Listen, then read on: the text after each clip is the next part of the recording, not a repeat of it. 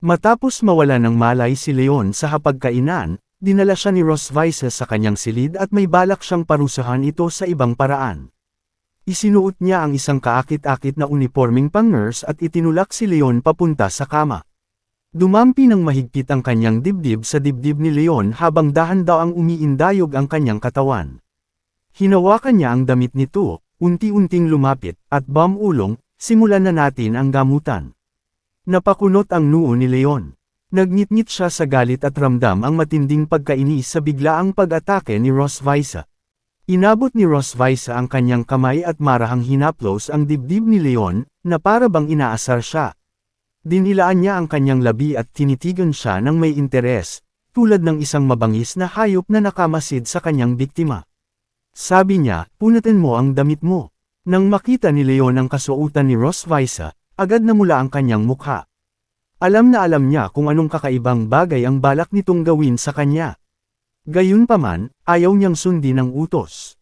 Kinakabahan siyang tumingin sa kanya at sumagot, "Bilang isang nurse, angkop ba na gamitin mo ang salitang punatan?" Pagkarinig sa sinabi ni Leon, lalong nena si Rosvice. Tinapik niya ang dibdib ni Leon at inudyukan, "Tigilan mo ang kalokohan, bilasan mo at punatan." Nang mapagtanto ni Leon na tila hindi na napipigilan ni Rosvice ang sarili niyang pagnanasa, wala na rin siyang nagawa. Kailangan niyang tanggalin ang mga butones ng kanyang polo at hatakin yun pabuka upang ipakita sa kanya. May inis niyang sinabi, "Ang tono ng boses mo, parang asong gubat o gutom na tigre. Hindi, mas mabangis ka pa sa kanila." Pagkabukas ng kanyang damit, napansin ni Leon na ang marka ng dragon sa kanyang dibdib ay naglalabas na ng matingkad na lilang liwanag. Paulit-ulit itong kumikislap, na para bang ipinapahiwatig ang kanyang kasalukuyang damdamin. Hindi nagustuhan ni Leon ang paglitaw ng dragon mark. Tahimik niya itong isinumpa sa kanyang isipan. Sok, lumabas na naman ang dragon mark. Nang makita ni Rosvice na lumitaw na ang marka ng dragon sa dibdib ni Leon, labis siyang natuwa. Inabot niya ang kanyang kamay at marahang hinaplos ang marka habang sinasabi, "Ano itong tato na ito, Mr. Leon?" Malinaw na nagkukunwari lamang siyang nagtatanong. Napangiti si Leon ng alanganin at sumagot, "Hindi ko rin alam, Miss Nurse." "Bakit hindi mo tingnan kung may kapareho ka ring tato sa dibdib mo?" Sa katunayan, may mga guhit din ng dragon sa dibdib ni Rosvice. Ang kanyang dragon mark ay nagniningning din ng maliwanag. Ngunit tila ayaw niyang ipaalam iyon kay Leon. Itinaas niya ang isa pa niyang kamay upang takpan ang dibdib at nagpakita ng tusong ngiti. "Pakiusap, huwag kang magsalita ng ganyan, Mr. Leon. Kung hindi, ay demanda kita sa harassment." Nagpatuloy si Rosvice sa paghaplos sa dibdib ni Leon habang dahan-daang umiindayog ang kanyang katawan. Nang marinig ang sinabi niya, lalong hindi nasiyahan si Leon. Nawalan siya ng masabi sa ugali nitong isang salita ang sinasabi pero iba ang ginagawa.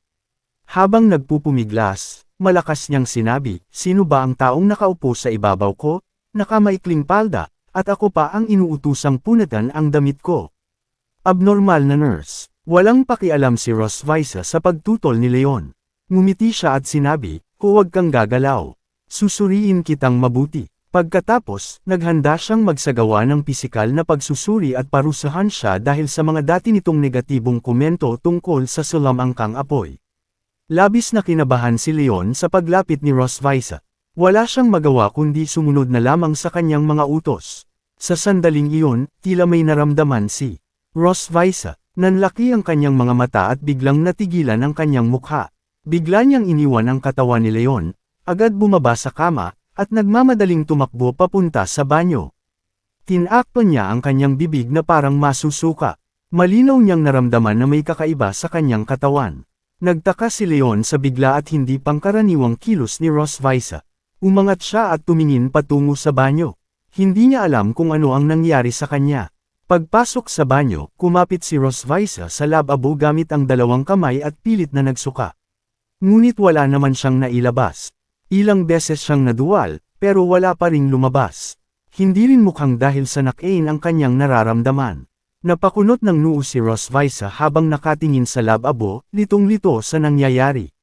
Tahimik niyang sinabi sa sarili, "Madalas akong nasusuka nitong mga nakaraang araw.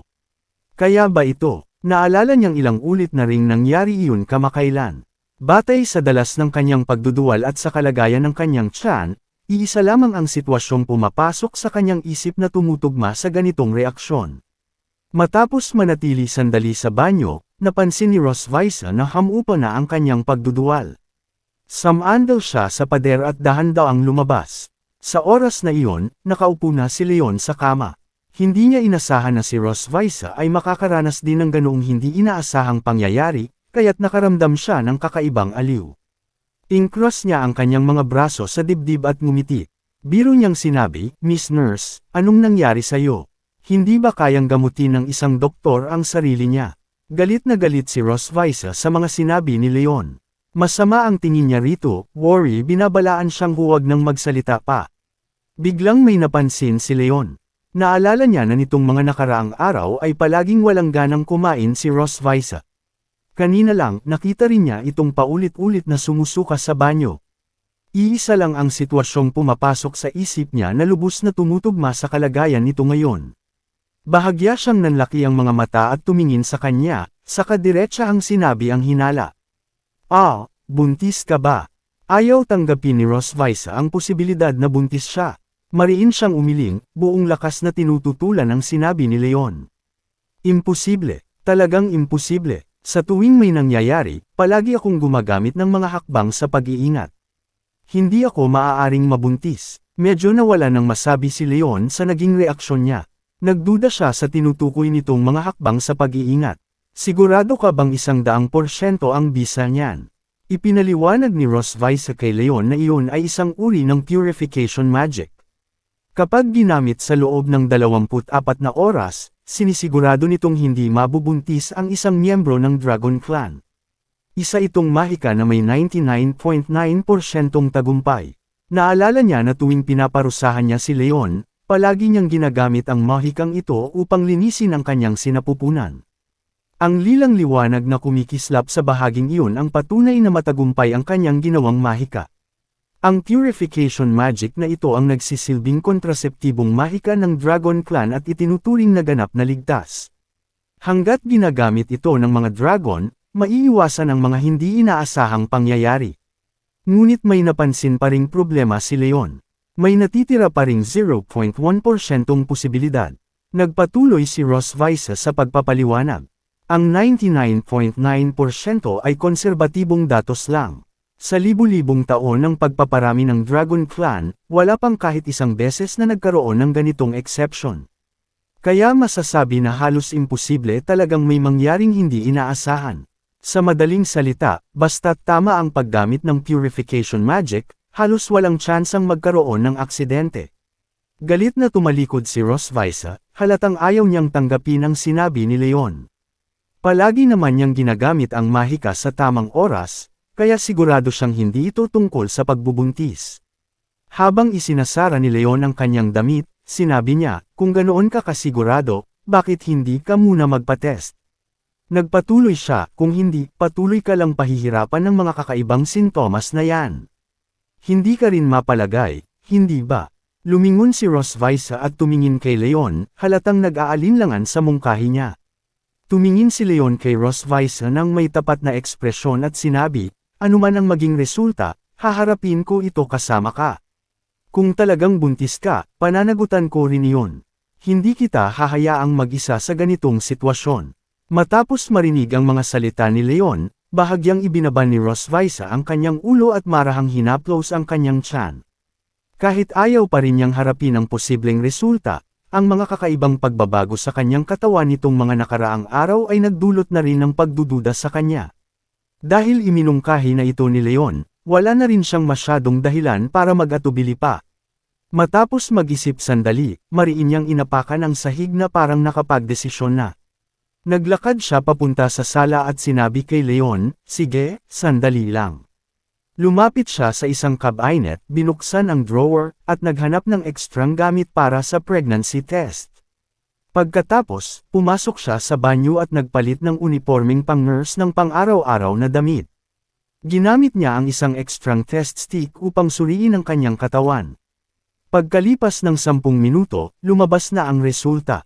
Magkatabing nakaupo sina Rosvice at Leon sa sofa, parehong nakatingin sa test stick na hawak nila. Dalawang pulang simbolo ng apoy ang lumitaw sa test stick. Iyon ang ibig sabihin, buntis talaga si Rosvice. Nang makita ang resulta, bahagyang nanginig ang kanyang kamay, na parabang hindi siya makapaniwala. Nang hihina siyang napahiga sa sofa at tumitig sa kisame, nang kawalan ng magawa ang kanyang damdamin. Marahan niyang bulong, buntis ako. Nagulat din si Leon sa resulta. Tumingin din siya sa kisame, tulad ni Rosvice, at napaisip ng malalim. Talagang buntis ka. Hindi nila kailanman inakala na mangyayari talaga ang ganitong resulta. Bakit? Ayaw tanggapin ni Rosvice ang katotohanang buntis na siya. Bigla siyang napasigaw mula sa sofa, itinaas ang mga kamay at magulong kinuskos ang kanyang buhok. Labis siyang nababalisa at hindi niya maintindihan kung bakit nauwi pa rin sa ganito ang lahat. Nang makita ni Leon ang matinding reaksyon niya, wala siyang nagawa kundi hayaan siyang ilabas ang kanyang emosyon. Kalma lang, sabi ni Leon. Subukan nating balikan. Kailan mo huling nakalimutang gamitin ang purification magic? Naalala ni Leon ang mga pagkakataong parusa at mga gawaing ginawa nila noon at tinanong si Rosvice kung ginamit ba niya ang purification magic sa bawat pagkakataon. Noong magkasama tayong nagbabad sa mainit na bukal. Hindi pa iyon katagalan. Kalmadong sagot ni Rosvice, gumamit ako ng mahika. Yung panahong ginawa mo ang Black Dragon Bolas. Naalala ni Leon ang gabing iyon, nang ininom niya ang bolas na siya mismo ang gumawa. Hinayla siya nito papunta sa kama, at magkasama silang nagdaan sa isang gabi na hindi niya malilimutan. Walang pag-aalinlangang sagot ni Rosvice, gumamit din ako ng mahika. Yung panahong magkasama tayong pumunta sa likurang bundok.